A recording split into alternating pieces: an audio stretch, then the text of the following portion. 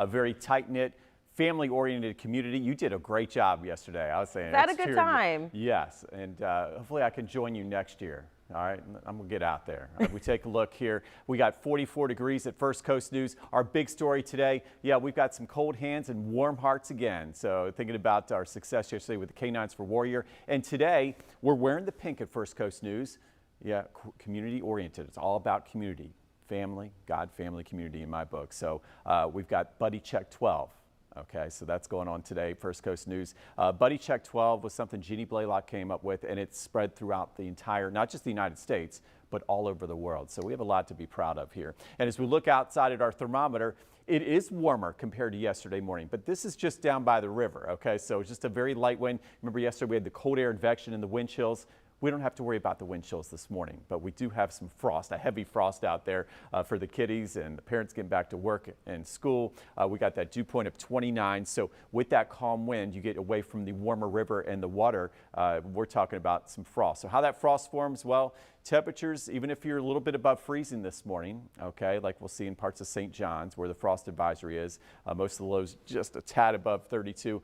You know, most of the colder air really it congregates toward the ground because that colder air sinks, right? It's heavier, more dense. So temperatures at the ground level are about 4, sometimes up to 5, 6 degrees colder than the temperature or thermometer temperature. So the big question is, how do we get frost if I'm a little bit above freezing? So this morning, don't be surprised to see a lot of frost because we had the clear skies, the crisp, and the calm overnight, the 3 C's as I call them. And those water molecules, what they do is once they touch that frozen surface, the frozen ground surface we're talking about, you can get a thick frost and those ice crystals will form. So there's our little science here at 4:46. We're just geeking out. That's fine. Let's get to the forecast now.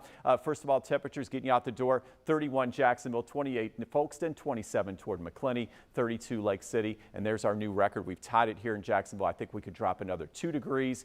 And as we look at the overall picture, you know, this was our 4th earliest freeze on record yesterday. And today we've got, yes, the freeze warnings all the way through 8 a.m. That includes areas west of the river and all of southeast Georgia, Nassau County. And then notice the frost advisory for the rest of us for Nocatee, St. Augustine, Palm Coast. And we've got that weather impact alert through the morning commute until 10 a.m. for the record cold I showed you and some of the heavy frost with that light wind we had overnight. So we've got the hats, the gloves, the frosters, we're layering up, and we'll keep you warm here as always at First Coast News. But as we get ready for the fair today, the rides open at noon, and it's going to be a totally different season this afternoon. We're going to spring up. It's like 2 seasons in one day for sure. This is a temperature of 63 at noon. So we're going to be rising about 10 degrees per hour this morning once that sun comes out. And then we'll have a high temperature back up near 70 degrees. And I think we can get used to this.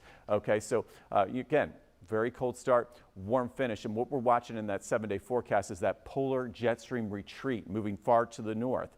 What that jet stream's telling us, though, could have some implications for our winter weather. We'll talk more about that on Good Morning Jacksonville. But that 7-day forecast again with the weather impact alert till 10 a.m.